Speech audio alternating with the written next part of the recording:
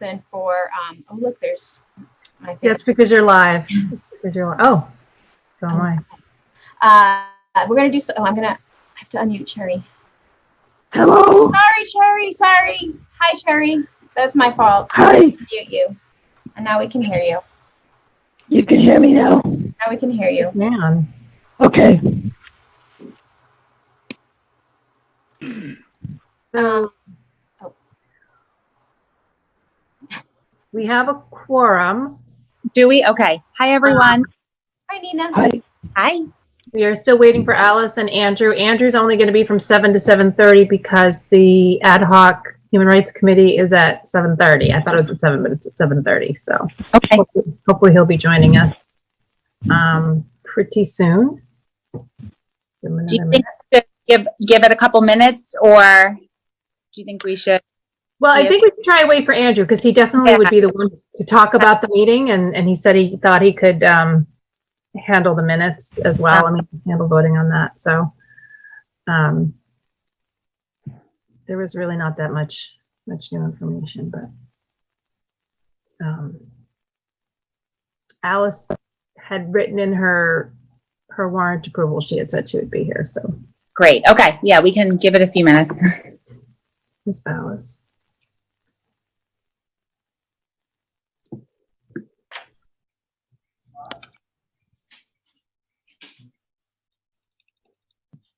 As Alice.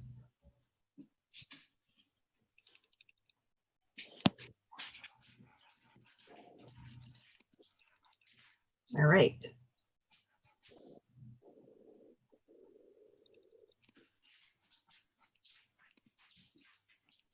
I guess we could start with the minutes and see if Andrew joins us. Okay. Yeah, that sounds good. Okay. So, hi, everyone.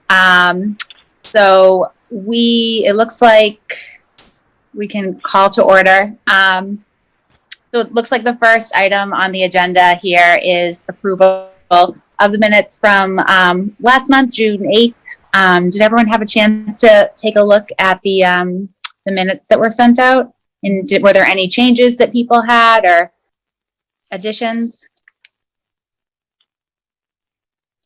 I don't have any.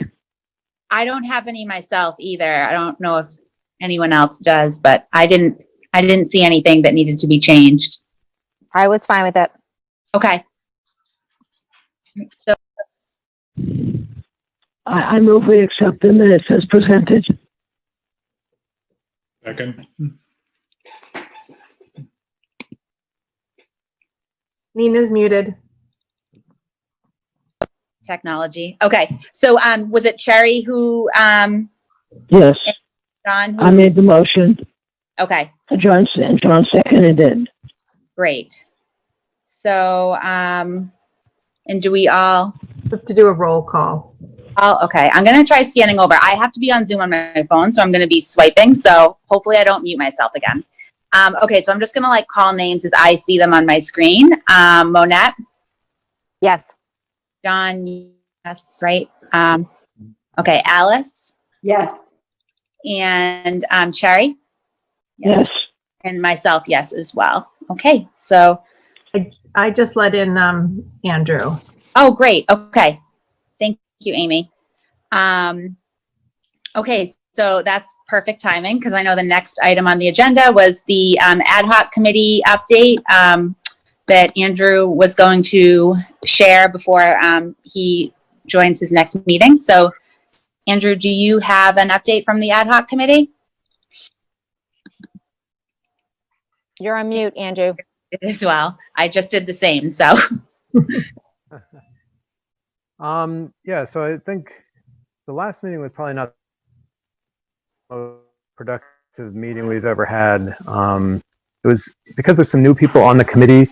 We had to sort of go back and rehash a little bit sort of the process that we had taken to come up with the structure that we had come up with about putting the proposed human rights employee under the library.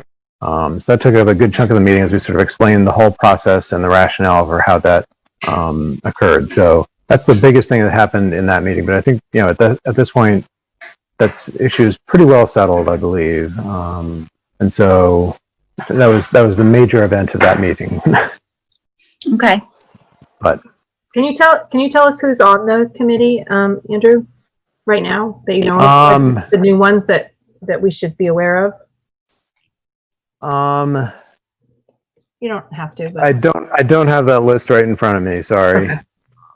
We could tune into your meeting later today. Yeah, there you go. So I'll just tag on that in between last week and this week, I was approached by a portion of the ad hoc committee to further clarify. They had some questions they specifically wanted to ask the library. So I did meet online on last Thursday, which was the 16th, and there was a Zoom meeting, and it was select board members Carla Bacci and Ann Landry and Linda Snowdoxer, and then the town manager, Bob Lasher. So it was, I think, to Andrew's point, a little bit was just revisiting, making sure we're still doing what we're doing, and kind of a check-in from there. I think it went pretty well. So I did notice today I was sent the packet that for tonight's meeting, and there were some frequently asked questions, and there was some information very specifically about the library, talking about what our mission is, what our vision is, and all of that. It's all available on our website, but we kind of reviewed that. So it's just part of the communication that goes back and forth. I'm always surprised when people aren't sure what we do. So it was very educational, I think. Has there been, I guess this could be for Amy or Andrew, any updates from the community in terms of, I know that we had heard about some concern about the library being the home of this position. I'm wondering if there's been any update on that, if other people have reached out, or if that seems like it's kind of, hasn't been as much of a concern lately. I think that's some of the questions we were sort of addressing in that last meeting. People were wondering, why does it make sense to put it here? Shouldn't it be under the town? Okay. And there are reasons for all those things. So at least I don't know about other people in the community, but at least on the committee, I think we sort of explained our rationale to everybody. Okay, great. I haven't had any direct contact regarding that specifically. I think, I'm not on Facebook, so I couldn't speak to chatter that's there. But my sense was that, particularly right now, there wasn't, there probably will be eventually, but there wasn't, people know the ad hoc committee is meeting and things are going. So, amidst everything else. So I'll be curious to see what happens this evening. With the budget implications that are resulting from COVID, is there a chance this position might not be funded by the town? I think there's always a position. Always a chance. Yeah. Chance of that. Yeah, I don't think anything is set in stone on the budget. Okay. I think structurally, wherever this lands, assuming it's the library, but even let's just say you suddenly up and decided to put it in, I don't know, the DPW for some reason, it would end up being a separate division. So that is what the Reading Coalition is now. It's a division within the police department, so they can see very clearly, that's a salary and they have expenses, and this is what it's spent. So it would be very similar to that. That's a little more of the back end logistics of managing the budget, but I think that's the idea. It's going to be similar to that structure of the coalition. Okay. Yeah, it would not come out of a regular library budget. Right. At all. Right. Was Amy's time guarded a bit? I'm trying to remember. In the beginning, there was a structure where you were going to be responsible until someone was hired, and you were part of that search. And it's is there any chance you're going to be assuming, a lot more to do because of this in any way, or is there a way you're guarded against that? My sense, it was just be a management issue. So it would be, and this is I think these were sort of questions that they were asking, is what the whole point to hire someone is that I don't have to do educational programming for the community or for the, but we already are doing a lot of that programming for the community and for some staff internally. It's not enough. It needs to be bigger. It needs to be more organized, and we need to have a dedicated person. So it would be my job to tell the person to do their job, but that's what I do with the public services division and with the collection services division. So it's not guarded in terms of if the person is not hired, the work will simply not get done. The person gets hired, it's my job to make sure it gets done. Well, at least that's the understanding today on July 20th, 2020. Okay. There's nothing else on the committee update. We can move on to the COVID response update for library services. So how are things going, Amy, with the COVID response? No, it's a lot going on. Okay, so let me see if I can pull up the screen. Over there. Minutes. Kind of skip over to the reopening plans and guidelines. First, I would like to thank Monette, who came by the building the other day, and was lovely to have you. First of all, it was lovely to have a human being that wasn't one of our staff to come in. It was kind of exciting. We walked through the building and went through basically some of the safety protocols that have been put in place, and we got it was great. Got some great feedback. Thank you, Monette. And Welcome. And I ended up sending her specifically some additional parts of this particular document to use by the Board of Health, which I think we have some great feedback on. So I guess one of the things I just wanted to kind of step back and say, sort of our phase 1 summary. We keep this in the document, and this document is on its third, it's really on its like 7th iteration, but I'm calling it the 3rd iteration. But one of the things I just want to note is it notes the things that we did and would continue to do if we were to ever to roll back to that. So that's why it's important that we keep it in the document. So when we started out, it was just, a few people in the library preparing for making sure we had everything for the next step. But we did library virtual programming, we did digital collections, we had reference office hours, and during that time we actually had a community return. So we understood, we now know much more about the transmission rates or the length of time that we need to quarantine things. One thing I'd like to take a note when we talk about returns, just 2 quick notes. One is that right now the state guidelines for libraries are recommending a 24-hour quarantine on things. And that is, that's the state, that's from the governor's office. We are currently using guidance put out by the Institute of Museum and Library Services that recommends 72 hours, a minimum of 72 hours on things like DVDs and regular books that have the plastic poly covers on them. There's something called the Realm Project, and they testing all these surfaces, and they test them every day, and they look to see how long traces of COVID has stayed on it. They test the outside. They also tested the inside of books. So if you sneeze into a book, they have data on that. I don't think they were actually sneezing. I think they were just spraying it.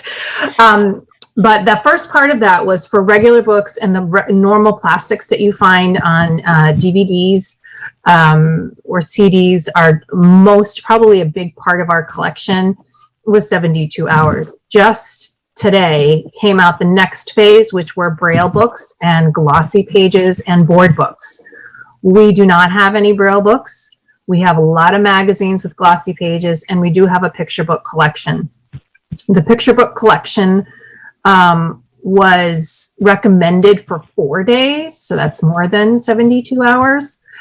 We are not lending board books right now, basically because it is something that a small child might mouth, or it's board books are very high touch. So in general, we have not made those holdable. So we're not going to cross that bridge until we feel like we're in a much better place. The glossy things like the magazines, they went up to 4 days, and they said that there were still traces of COVID on the glossy. So I'm not quite sure. Again, we're not really lending those.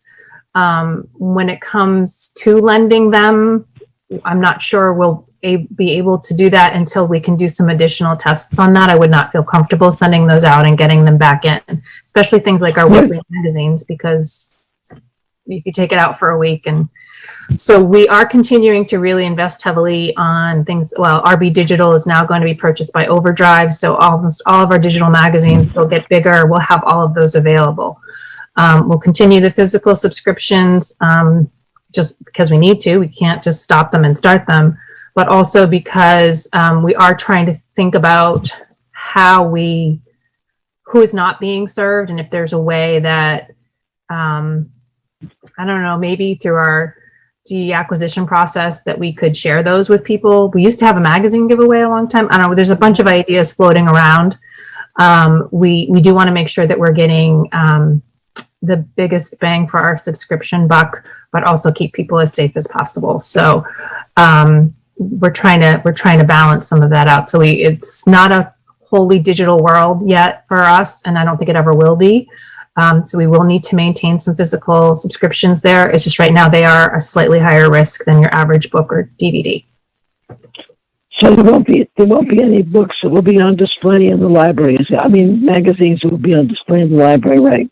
Not once we start letting people in. So, and even when we do, yeah, and actually that's a great segue, Jerry. So all of these things are, all the things in the packet in the opening up thing talked about what our goals were and what we wanted to do.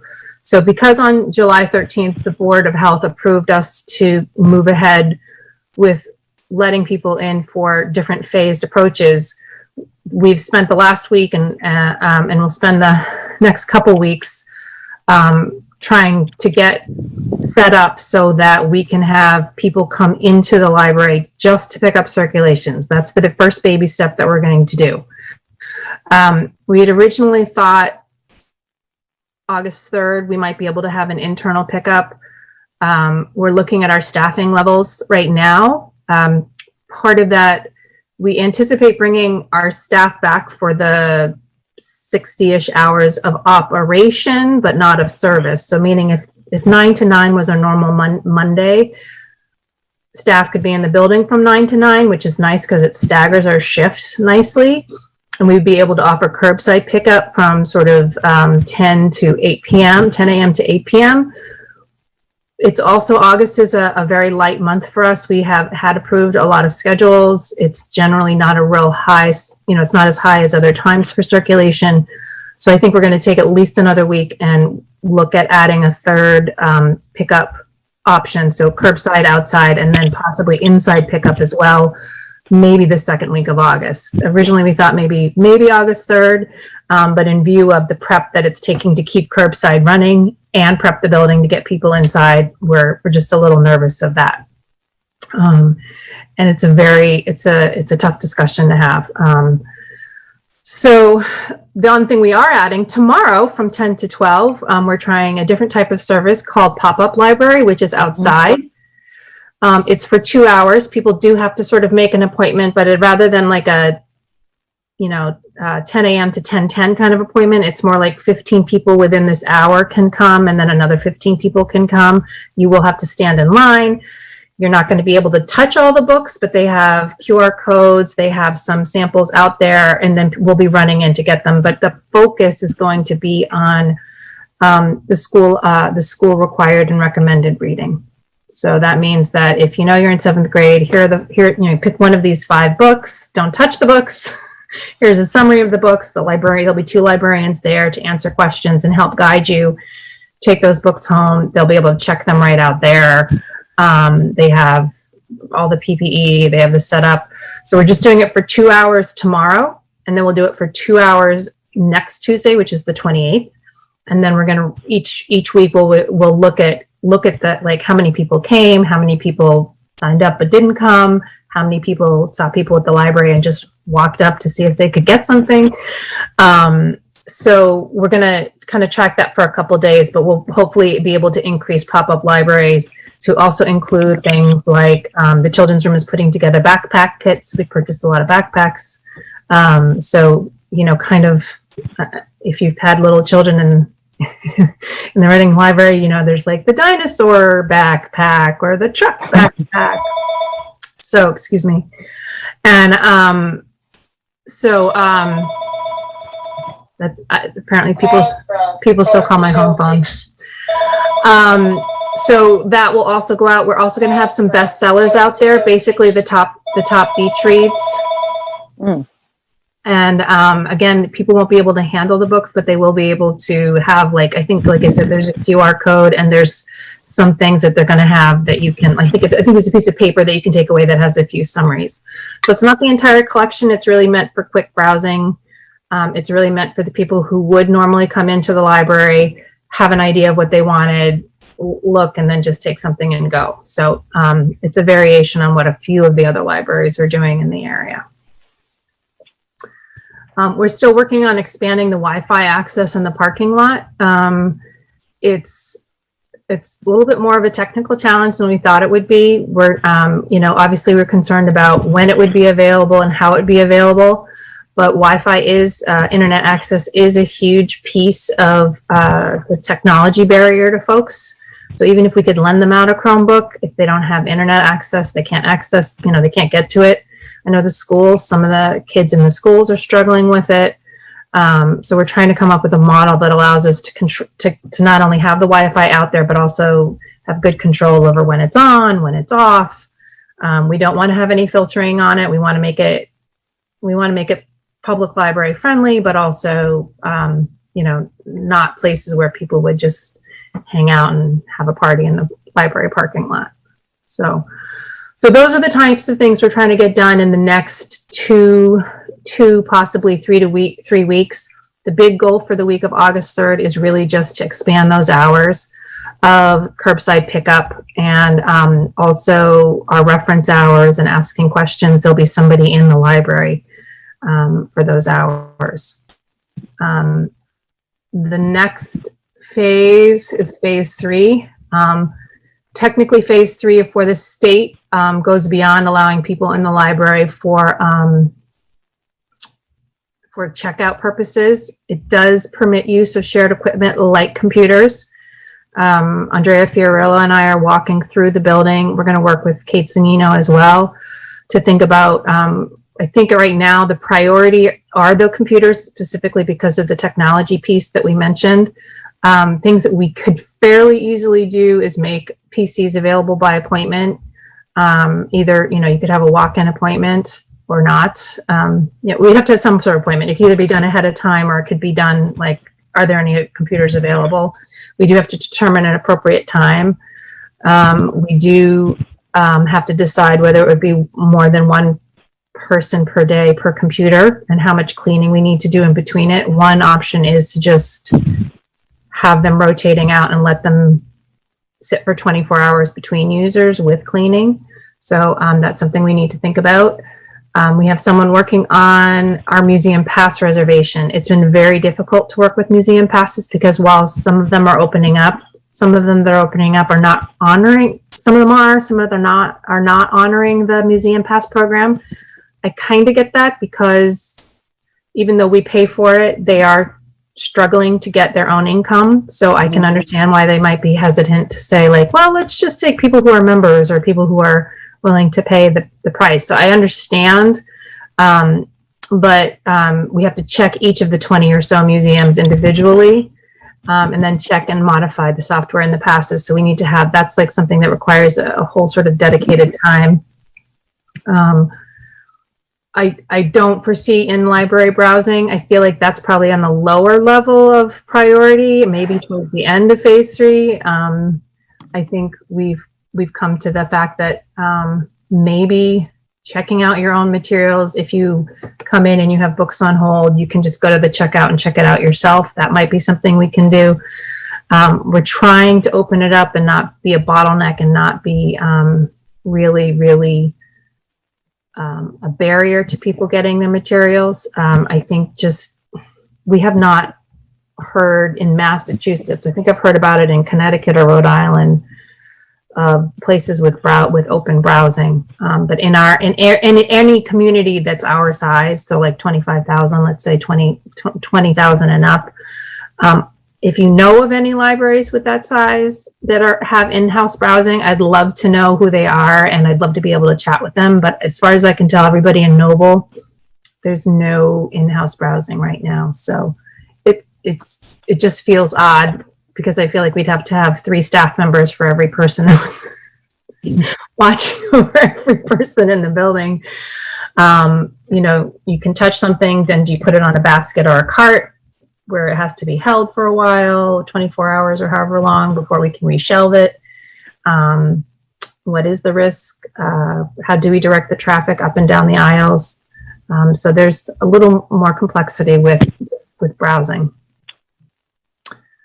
And then one of the other things that we're really thinking about is special hours for vulnerable populations. That's a tricky one. It doesn't count towards our regular hours allotment. So we're supposed to be providing 60 hours of, say, unlimited service. It's unclear whether appointment counts as limited service, but if we're not saying we don't care whether you have a library card, or we don't care whether you're a Reading resident, we don't care, that's open service. So it's unclear whether a mediated appointment counts as a not open service. But if we were to offer vulnerable populations, it would have to be outside those normal hours of Monday 9 to 9 kind of thing. But we do want to do that. If not just for, there's several vulnerable populations that we could have special programming or special services for. So that includes not only older population, but families with special needs or sensory children. It could be people very specifically that English is not their first language, so it takes a lot longer to work through a reference question or a research question. Those, if we're limiting it to any specific group, it does not count towards our open public hours. So we're trying to craft that within our current staffing. Sorry, guys, I have to cut over to the Human Rights Committee meeting now. Bye. Bye. Thanks, Andrew. Bye, Andrew. Take care. And then next on the reopening was just the return to work safety protocols. I think I mentioned that Monette is working with us on that. And we do have a health screening form that says, that people are supposed to answer that people do answer before they come in the building. I try to catch on the days that I'm there. I try to catch if there's an employee from another town department. I try to check in with them. Occasionally we've had we've had another person from facilities working on the big Lexan shields that are going in at the service desks. So we are asking people that come in the building to do this, that are employees and working in there for a significant period of time. I generally just sort of do a check with IT's been in there, town clerk has been in there, and all for work purposes, but we are trying to make sure we check in. That goes away with not the employee part, but we will not be asking the public that before they walk in the building right now. That's not on the plan. And that's pretty much it for the reopening. That's where we stand. Complicated process. Mm-hmm. Mm-hmm. Yeah. You guys have done a lot of work, and I'm sure it's not easy to make some of these decisions, even with guidance from various places. So we appreciate all the effort you put into this, Amy. All right, and thank you. And it's not just me; it really is. It's a team effort. So, thank you, Cherry, and thanks for noting that. It is a little bit of a barn raising. Yeah. So it seems easy to the outside world, I think, and sometimes it's a little more complicated. And things, I will say, there are certain things we're often turning to, when you go to Starbucks, you can, like, we try to look at other businesses and how they're running, like, oh, could we have a fast lane where, if you do it this way, you can pick up your stuff in 15 minutes, but if you do it this way, you have to stand in line. So we're trying to find models that work with the type of work. Nothing's perfect because libraries are so unique, but, we're trying to accommodate. So if you come across good models that you think will work, you feel free to send it our way. It might make, there might be some heads exploding as we consider new options, but we are trying to look to other people who've sort of are serving people. And we've seen stuff we don't like too. That's the other thing I want to say. If you see a service that you're not really impressed with how safe you feel when you go into that business, then completely happy to take that information as well. Mhm. Yeah, I think that the pop-up library is a great idea, and the like the backpacks for the kids. I think that is, I just think that's really creative, and I think that it will be helpful too with like the students and the younger populations that I know we're always trying to reach. So I think that's great. I didn't mention study spaces. I think that's one thing, along with the computer use, that we're all waiting to hear what's going to happen with schools. Mm-hmm. So we have space, and if you think of all the tables that we have and all the chairs that we have some capability to make each of those a station that you could reserve. Again, we have to think about how long. Can we just wipe down a table in between uses? In theory, there could be college students that want to come in and they just need a couple hours of downtime, or they just want to get away from their home. I'm not sure. I think we're trying to play with that a little. That's another thing we'll do in our walkthrough this week, or next week, to try and figure out what stations we could do. There are business owners who would like to come in for a quiet place. It's John, I'm assuming you're still not at Starbucks hanging out doing your work there. So. Actually, I am, but only outside from 6 a.m. to 8 a.m. in Andover Center. Do you have to book that, or does it first come first? Well, they have a limited, amount of people allowed in the store, but the reason I'm there is Ashley's at a rowing camp that goes 6 a.m. to 8 a.m. up the street. So literally, I'm sitting in the street at a table. They block off parking spaces and set up tables. So yeah. So that's definitely something that, outside service is very different, but we all too soon we're going to be back at school or some form of it. So those recommendations are welcome. Great. Amy, one question for you. When you talk about one of the first things that you'll do when you do allow patrons in the building is allow patrons in for pickup, so at that point, do you envision closing the curbside pickup because it's the same function? No, it's going to be a combination. I think eventually, there are people who are always going to need curbside, right? They're just not going to feel comfortable coming into a building, and that is right. Okay. So we will always have at least one curbside. Right now, we seem to be adjusting to 2 curbsides, 2 outside pickups, and as long as we can be outside, we would like to stay outside. Mm-hmm. Adding at least one station, if not somehow on a way to do two people in the building, like maybe in the lobby, and there's a left side and a right side, or something like that. Mm-hmm. That's why we're still working on the logistics of that. It would all still be checked out.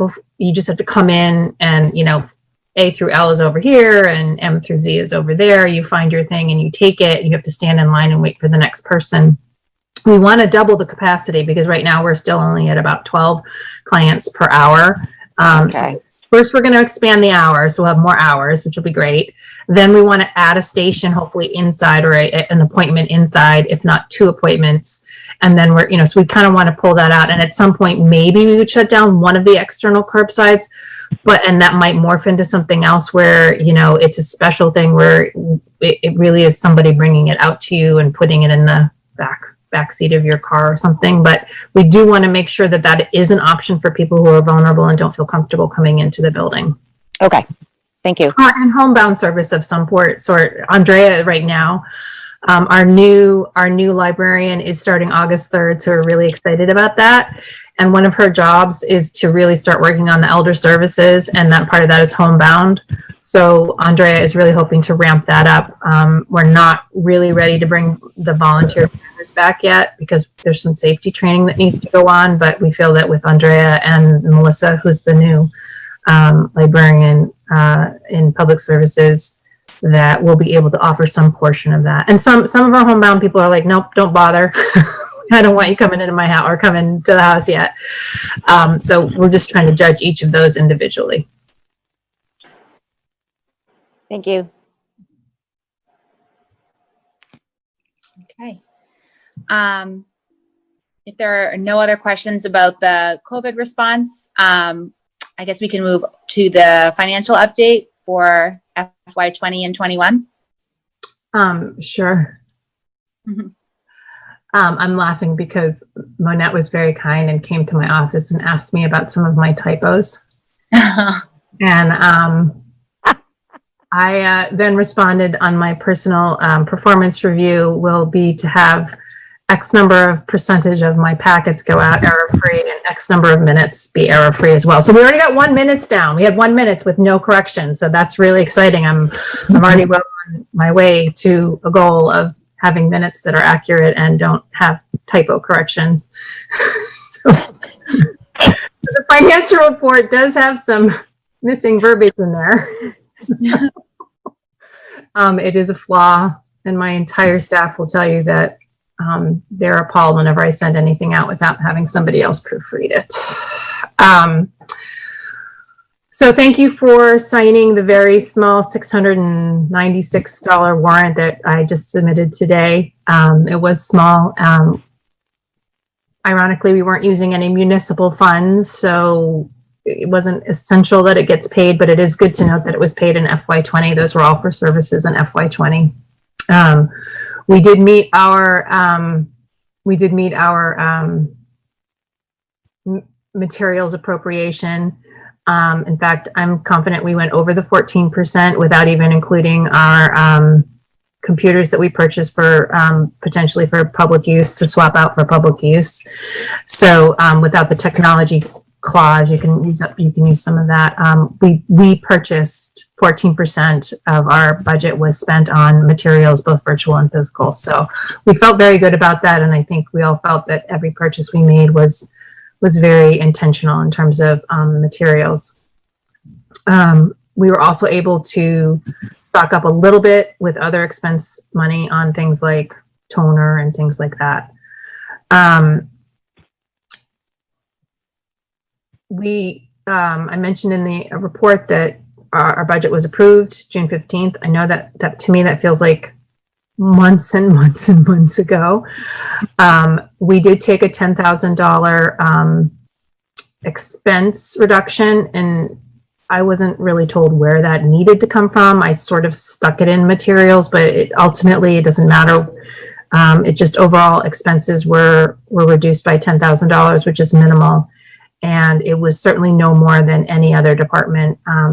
Every department, every town department, including the schools actually, although I don't know their numbers, but every town department cut a small percentage, basically less than 1% of their expense budget, or 1%, to kind of save the town a little bit money going forward in FY21, which was nice.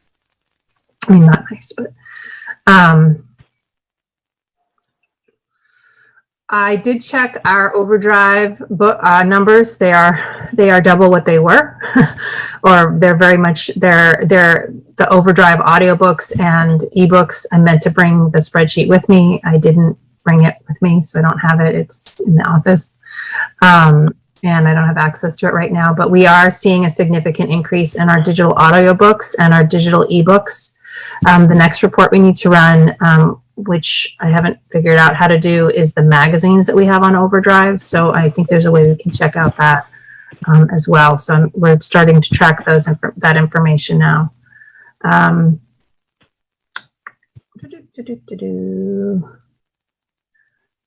think that's it for the financial report. There really hasn't been that much. It's really just been buying. Any questions?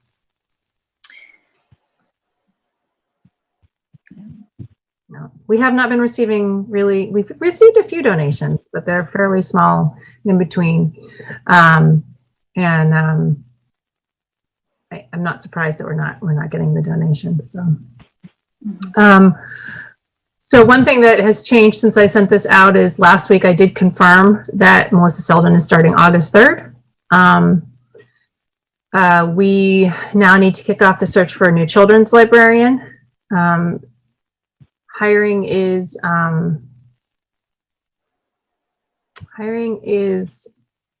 complicated, and because we have to do interviews and we have to do everything pretty much remotely.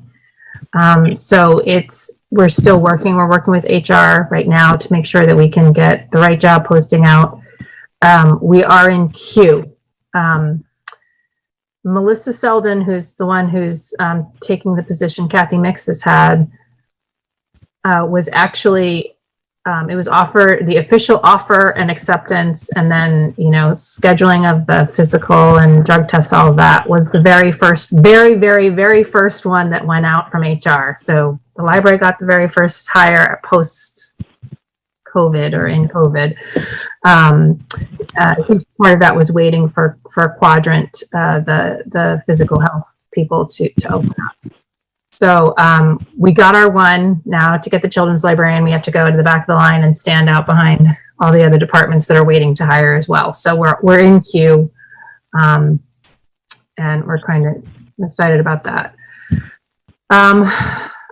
In a sort of unusual move, we had the opportunity to fulfill Mary McIntyre's position to actually upgrade it. We had a very unique candidate, Catherine Jeffrin Scannell. She's been a substitute librarian with us for many years. Her background is in technical services and acquisitions. She was the director actually at McQuaid Library at Merrimack. And her situation changed and she was available to work 25 hours. It's not normally something I would do. We lose a few hours, average hours per week, but Catherine has a tremendous amount of skills that we can pay her a regular librarian salary to do a lot of data analysis and look at our digital collections, do some things that we were not prepared to ask a senior library associate to do. I know Catherine loves working with us and we're very excited to have her. If I could just make a magic wand and make it a full-time collection services librarian one, I would, but we're not in that financial position right now. So it's just a really great opportunity. She's a great person and we're able to maintain the position, but we do have a very, very slight net loss of about 7 hours per week in total out of the 15 or 1600 we have per week. So it's very small. Normally I would do the reverse. I would try and increase it by 4 or 5 hours. But she's a pretty good bargain. So I'm very happy with that. And I think actually Jamie and Lauren, who are our other collection services librarian, collection services is extremely paraprofessional heavy. It's where all of our borrower services and tech services folks are. We have some senior library associates and library associates, pages. Our library technician is in there. So it's almost all paraprofessional work. So when it comes to things like analysis and statistics, evaluation of content, things that we normally require the master's degree in library and information science for, when it comes to those non-clerical tasks, we're very shallow. So it's really nice to have someone who has that experience of understanding systems, who can do a diversity audit, and that's what that is, and can kind of look through that. So that's it on the hiring. We are going to finish our 410 schedule this month. So this week is the last full week for Gryffindor, and next week is the last full week for just Ravenclaw, and then starting the week of October 3rd, we will have a completely blended group. Should the state roll back into its phase 2 or phase 1, we would consider, that would mean that there's a higher risk of work environment. We would probably default to some form of the 410 work week.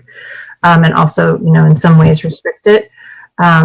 What we know about COVID now is different, so we feel more comfortable with how we're spacing and staggering the shifts, how we're cleaning, and things like that. So it's all a phased approach. We are trying to keep it to no more than 22 people in the building at a time. That's just employees. Keep in mind that there's also custodians sometimes in the building, 1 to 2. Sometimes there's facilities people, Kevin Kabuzzi will come in and he'll be checking HVAC. So we have other people in there. So we're trying to keep our library employees to about 22 people, give or take a few, knowing that there might be a vacation here, or we might have a special project that would require, it allows us a little flexibility to add a couple people here and there. But we're trying to be very conservative about that number so that when we start to add the public in, we don't have to, we can fit the public and the staff. So that's part of the reason for the rationale behind those numbers. I was just talking about collections, and I'm sorry, Nina, I went right to I think I'm on the director's report. I guess that's what it went on, but I don't know if I skipped anything. But I was really excited to see that Noble, thanks to a grant that they had applied for, was able to add American Sign Language. And I believe that it's part of a video collection as well. So to the Noble collection, it's really an area that none of the libraries in Noble have been able to support. I think it's really important as we start kind of really thinking about who we serve and how we serve them and where the gaps are. That's one of the great things about Noble is that we have, they are able to buy holistically for the Noble consortium, and then we are able to add to that through our own additional funds. So Noble does a lot with the base Overdrive collection, and that's just it was just really exciting to sort of see that. The other thing they're adding is through the state grant, actually, is they're adding a lot of one-time purchase for things like classics. So many of the new books that you see on our Overdrive, we get them for a year when we're leasing them. They're all leased, or they're either like you lease it for a year, or you pay so much money for so many uses, so many checkouts. Those are the two primary models that they use for digital books and digital audio books. So there is a whole category of books that are usually considered one-time, sort of you own them forever.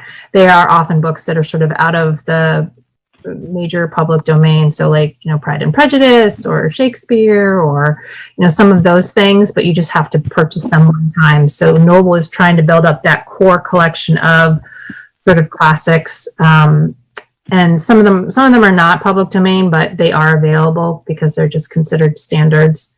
And Penguin is not really interested in selling you more Steinbecks, so they want you to publish other things. So that collection is growing, and they will be tracking the usage of that. That's it for collections. So that was personnel. Any other questions about what the library is doing? I hope you're all tuned in somehow, or at least check in on our social media and our YouTube channel, or our website, or a newsletter. The newsletter is going out, 4 or 5 times a week. Or maybe not quite that many. Michelle, how often is that newsletter going out? It's almost every day, isn't it? We got something. It's actually going out now twice a week, on Mondays and on Thursdays. Mondays is more of a variety of information, and on Thursdays we really focus on the summer reading program. And if you join the summer reading program, then you are also receiving a special team newsletter, and so you might be receiving that as well on Cherry. So we're trying to get as much information as we can that way. Yeah. Do you have information on the summer reading program, Michelle? Have you heard how that's? The summer reading program is doing well. I don't have information about the number of people doing it, or I don't remember it, but I do know that we have read how many hours? I think it's 5,200 hours now. All 5,900. I just looked at the email. right, so there you go. 26,000. Sorry, kids in the background. I missed what you said. 5,900, so almost 6,000. Yep. So then we're going to be looking for the next, or using the through the Friends donation, we're going to be helping out. We did food pantry, Mission of Deeds, and then I think we're going to be doing North Suburban Family Organization. I'm not getting the name quite right, but we're going to be helping them out as well. So it seems to be doing really well. Yeah. Yeah, so the Friends have been really, really amazing in supporting. I mean, we've done that before a number of times where like you read and then we donate to Project Heifer or something like that. But the Friends have been incredibly supportive about helping us to, read for a cause. And particularly at this time, this summer, it's been really meaningful because we've, trying to keep it so that it's, we did food, we did household goods, so we did food pantry, and we did the Mission of Deeds. And this last one that Michelle's talking about is really focused on literacy and bringing families together to read. So it kind of hit. We tried to find things that were very relevant to our mission and supporting our community and supporting our mission, our literacy mission. And the last hurdle, I'll be curious to see if we make it, because this last place, I think they tripled the amount that people have to read to make the threshold. We have thrown down the gauntlet to try and get people to read for a cause. They're also doing a book, special book group called for Stamped, which is the Ibram X. Kendi and Jason Reynolds book. And I believe there's a teen and teen adult, or maybe there's several programs going on through the library, and we can send that out to you. I don't have it at my fingertips. And then it's also going along, I believe the Reading Embraces Diversity group is also trying to work on something, so it's sort of like a co-sponsored thing. But we have something like 65 or 80 copies of the book available for checking out and for reading and discussion. So it's about as close to a community read that we could pull together in a very short amount of time on a great topic. So, Amy, do we have an update on the voting, the grant that Andrea? I know that we talked a bit about that, and I know that it was a little up in the air at one point. So what's with that? I can confirm the money has been deposited. Okay. Awesome. Which I'm really excited about. Andrea is so excited. Let me just see. Now I'll actually do research for you now.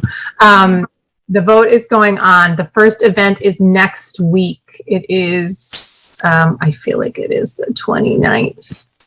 And I think it is the discussion of Shirley Chisholm's. Hang on just a moment. Yes. A virtual author visit on July 29th at 7 p.m. It's open up. We've opened it up. There's 100 seats. So for people to log on via Zoom. So we really want to spread the word and get people out and registering for that. It's a virtual author visit with Tina Cassidy, who wrote Mr. President, How Long Must We Wait? Alice Paul, Woodrow Wilson, and the Fight for the Right to Vote.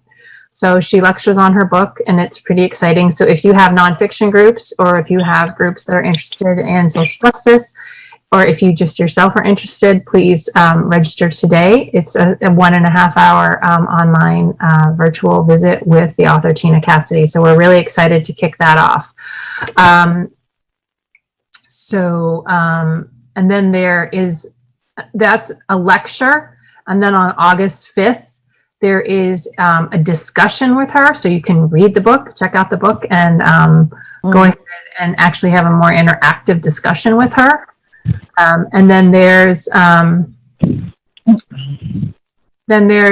poet and professor Nancy Genevieve Cole, who she'll be leading a writing workshop with. It'll be based around the Shirley Chisholm quote of, if they don't give you a seat at the table, bring a folding chair. So we're very excited to do that poetry and writing workshop.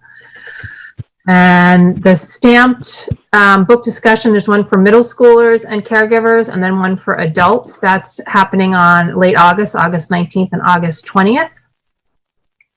The events continue all through August, September, and I believe into October. We're having in August 24th, there's one of the people who they present in the historic character. So we'll be joined by Belva Lockwood on the campaign trail as she talks about voting rights for women. So we did something similar with Louisa May Alcott, I think, as well. So the calendar has all sorts of the events that are coming up, and so we're really excited. We definitely need to drum up some, and I know Desiree and Michelle are working on the PR for getting some information out about that. Tentatively, this is not confirmed at all. It's possible that the Reading Public Library may be a location for early voting, which is just 5 days prior to both the state primary as well as the federal election in November. It's an easier space to work with. They're going to look at the space this Thursday between 7 a.m. and 9 a.m., which I'll be there.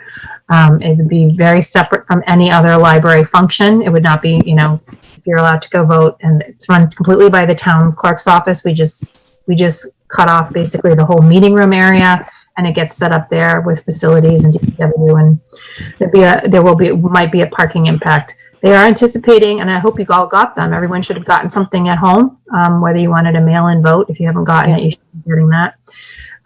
They are anticipating a huge number of people voting by mail. And so they anticipate the numbers for early voting to be less, and they obviously, after they visit the library on Thursday, they're going over to the field house to see how they're going to run the full election. If you're planning on going to the field house on election day, on either of those election days, it will be different. It depends on your precinct, I think, probably how you walk in, how you walk out. Those all have to be ironed out. I have nothing to do with it, but I just know that it's happening, and they are trying extremely. There's a lot of work and planning and logistics that are going into how you can have a safe, legal, and accessible voting for both of the elections coming up, one in September and one. But incidentally, the September 1st date is the day before school is scheduled to open. So you can imagine how complex that makes planning something at the field house with cleaning and voter workers, poll workers, and things like that. So it's an extremely, extremely complicated endeavor. And I think, Alice, do you work the polls? Have you ever, or does John? No. So I don't know if we have any poll workers here, but it is a very complex. And because there's 2 elections going on at the September election, there's a local election as well as the state election. So you have to have two people per precinct for each, one person for each election at each precinct. So it's a little complicated. So lots of civic engagement this fall.